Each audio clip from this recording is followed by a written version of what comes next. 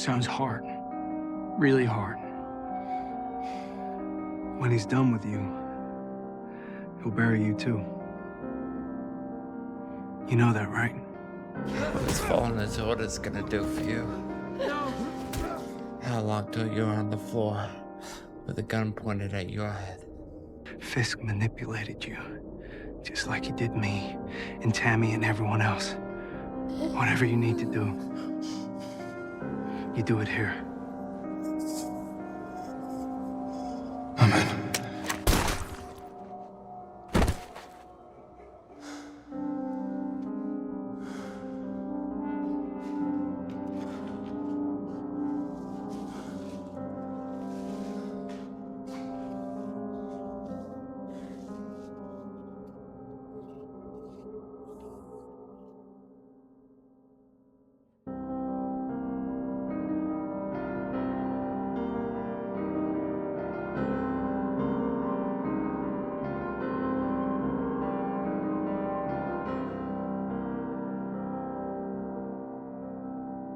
Something I've always enjoyed about the Daredevil series is that it's always put so much passion into its characters, and that goes far beyond just the leads of the series. And something I noticed a lot about this season in particular of Daredevil Born Again is that they're setting up a lot of toe-to-toe matchups. Not just Fisk versus that poor, foolish boxer, but real meaningful clashes between almost equal combatants. We got yet another round of Daredevil versus Fisk, a rematch people have been waiting for, and we're seeing a genuinely well-built rivalry forming between Karen and who seems to be the new Muse.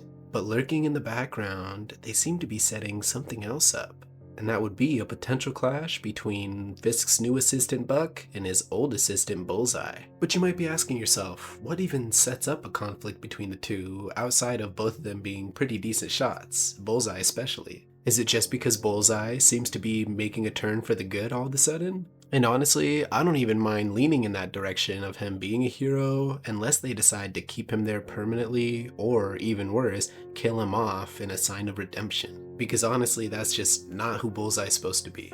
No, the real reason these two are being set up to collide is because they're two separate sides of the same coin. Both have the exact kind of combat ability Fisk needs. And by that I mean the ability to dispose of Fisk's enemies quietly and discreetly. But as people, they honestly both couldn't be more different. Buck follows orders out of a sense of duty. There's a structure there, control. Meanwhile, Bullseye, or Poindexter, operates out of a desperation. He's not following orders because he believes in them. He's searching for something like a guiding light or a moral anchor. He's manic, erratic, and often unstable when it comes to him not having a guiding light to follow. Buck fights with precision, structure, and calculation. Bullseye fights utilizing the chaos within himself and within the environment he finds himself in. And when he's doing really bad, the chaos around is almost a reflection of the storm inside his own mind. Again, these two are just different sides of the same exact coin. And to really understand that contrast, we have to take a look at their stories in general. Or more specifically, the two are the characters who helped build Buck and Bullseye to where they are now. That would of course be Ray Nadeem of Daredevil Season 3 and Daniel Blake of the Born Again series. Two more characters who just so happen to mirror each other in some fascinating ways. Ray Nadeem, despite being caught up in Fisk's web, was a good man at heart. Someone who was willing to help others with their medical treatments at the cost of his own financial struggles. Someone who tried to do the right thing but was susceptible to the influence of Fisk. But at his core, he was exactly what Poindexter/Bullseye probably wanted to be, at least in regards to his role as a federal agent. By that I mean Bullseye wanted to be a good cop, a good person, and someone who mattered. With his old flame Julie being his guiding light, he had sort of an alternative light within the work world, that being Ray Nadeem.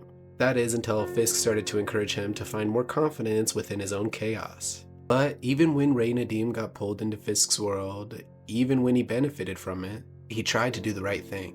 And in the end, he paid for it. Daniel Blake, on the other hand, was ambitious, idealistic, and extremely naive, if not clueless. He's the kind of person who presents danger of putting someone like Fisk on a pedestal. Because eventually that illusion breaks. And even when Daniel saw how dark things were getting, he didn't pull away. He leaned into the darkness. And at first I honestly thought he was playing Fisk because he was so competent in certain areas that he just seemed too smart to fall for Fisk's glory or the pedestal he put him on. But no. Daniel just kept pushing forward, no hesitation, no empathy, at least not for anyone but BB Urich. She was his Achilles heel, the one person that he genuinely cared about. While Nadeem cared about both his family and just doing the right thing, Daniel's heart truly showed when it came to both his mother and BB. And that connection to BB is what ultimately led to his downfall. See, unlike Nadeem, Daniel never truly reckoned with what he was a part of. And honestly, if BB had never been involved, he probably would have stayed loyal to Fisk to the very end. And while I can already imagine some BB haters out there claiming she was just using him the whole time, I don't really think it was that simple. They made it very clear within the show that they were both kind of using each other, but also kind of had each other's backs. I mean, we did see BB specifically not air the story, or at least the fake story Daniel tried to get her to, and she really did take Daniel's words to heart. That is, before Daniel revealed that he found the chip in her jacket. But in the end, both of these characters and the love in their hearts are eventually what led to their downfall. But ironically enough, they also both shared another trait. They wanted to be something. They wanted their names to matter and to leave something important behind, like a legacy, to provide for the people they really loved the most. And more importantly, is that they both played pivotal roles in shaping both Buck and Bullseye. Because both of them were actually killed on Fisk's orders in very similar ways by both Buck and Bullseye. Moments for both characters that felt like points of no return. So, if these two, as in Buck and Bullseye, were to fight, realistically, it would have to be a hand-to-hand situation. Because with firearms and with both equal time to prepare, it's over almost instantly. Especially for Bullseye, who can literally turn anything into a weapon. And choreography-wise, the series does tend to do fight choreography pretty well, and a matchup between the two could prove to be one of the best fights the show has. But logically, Bullseye should win no matter what if they don't end up reaching a stalemate. And that's exactly what makes me nervous, as the only alternative is that Buck wins and Bullseye dies. And with Bullseye's desperate need to make up for his evil and do a good deed, it leaves me worried that they're setting him up to die by the end of this season. Now, this video isn't coming out by the time the second season has officially finished, so you'll have to see my updated video on that. But for now, I think killing him off would be a huge mistake. Bullseye is one of the last strong connections to the original Netflix series, and we've barely scratched the surface of what he could do for the narrative. One pretty spectacular opening fight to kick off the series just isn't enough, not even close. See, because this character spent the entire first season of Born Again slowly breaking out of a prison, and then the next season he spent almost turning heel and becoming a good guy. But let's all be honest with ourselves, Bullseye is not a good guy. Part of what makes him so endearing is his contrast to Matt. Matt, whose morality is very aligned and gets tested a lot, versus Bullseye, who's just more sporadic and crazy and combative-wise just really provides more of a challenge for Matt. As much as I enjoy Matt's fight scenes with Fisk and Fisk as a character by himself, it's just much more entertaining to have a guy who can throw anything, even a paperclip, and turn it into a weapon, go up against a blind ninja. Versus a blind ninja just going up against a big, tall, strong guy. And again, I want to clarify, his fight scenes with Fisk are cool, but when it comes to the sheer cinematic potential more fights between him and Daredevil could do, let alone the narrative potential between both of their ideologies and Bullseye's potential narrative fall from grace, I don't know. If Bullseye was ever going to be taken out of the MCU, I'd want to see him go out as his truest self, and not as this good guy that they're setting him up to be. Because Bullseye, he's broken, he's mentally fractured, and everything we've seen from season 3 to now feels more all over the place rather than a slow descent into insanity, because that's all Bullseye is insanity incarnate. We already seen glimpses of it towards the end of season 3 of the Netflix series, with him driving around Julie's dead frozen corpse. At that point, he was gone, pushed past his limit, and after he was put into a mental care facility, he comes out broken and even more different. Which is fine to see him in this state and justly deserved. if there's a plan for where you want to take him. And if the plan was to redeem him and make him a good guy by saving a few people like the governor and killing Vanessa, then that just feels like such an underutilization of a character who could really expand the narrative in many ways. He's also one of the few characters who, if Fisk is ever to finally lose his limelight and no longer be the main villain of every single Daredevil project, then you could finally transfer that same energy and hand off the torch to someone Fisk even mentored at some point in Bullseye. Bullseye, who really should be the main villain of Daredevil altogether in any live action setting, with Fisk potentially appearing in other projects like even the Spider-Man movie. As honestly, as far as the comics goes, Bullseye has always felt like he belonged specifically to Daredevil, versus Kingpin felt like such a grand villain for multiple heroes to face off with.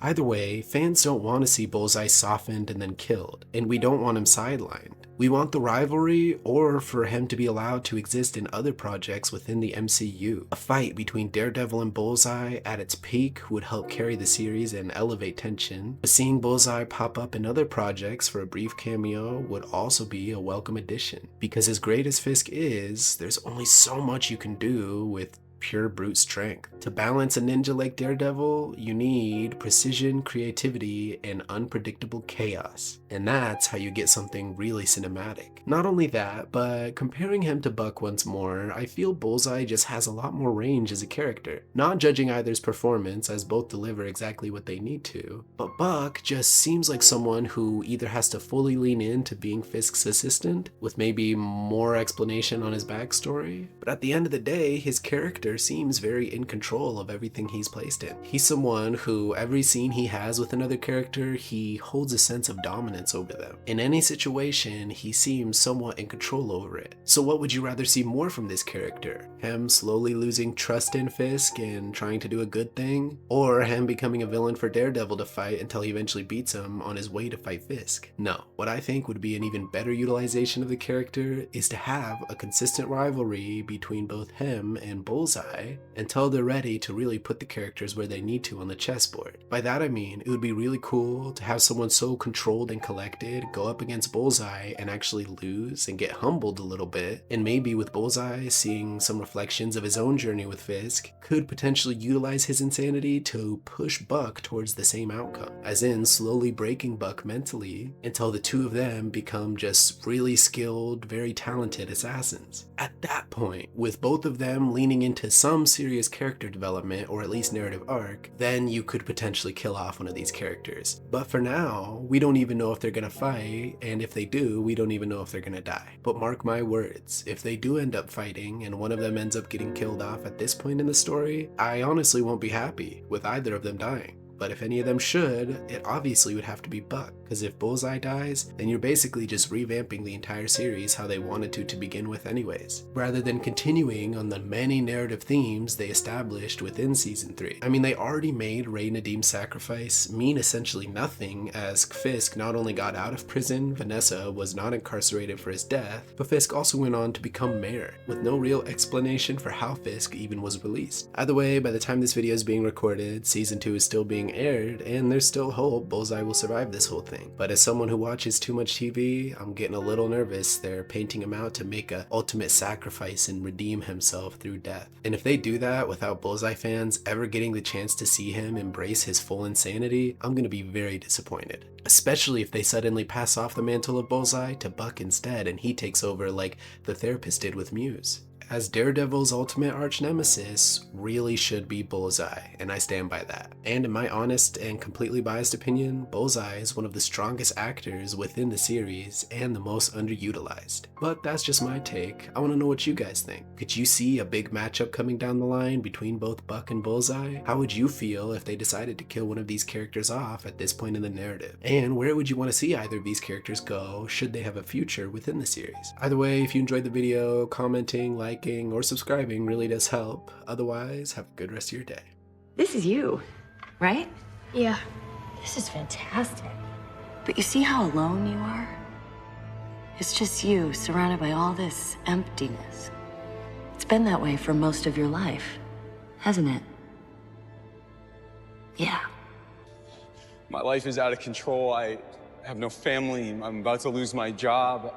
Another night in here, I might never be able to answer that for you. Sweetheart, what do you want? What you want me to do? You want me to get you out? You want me to file an appeal? I'm drowning in deep water, and I don't know whether I'm swimming for the surface or the bottom. Your internal compass isn't broken, Dex. It just works better when you have the North Star to guide you.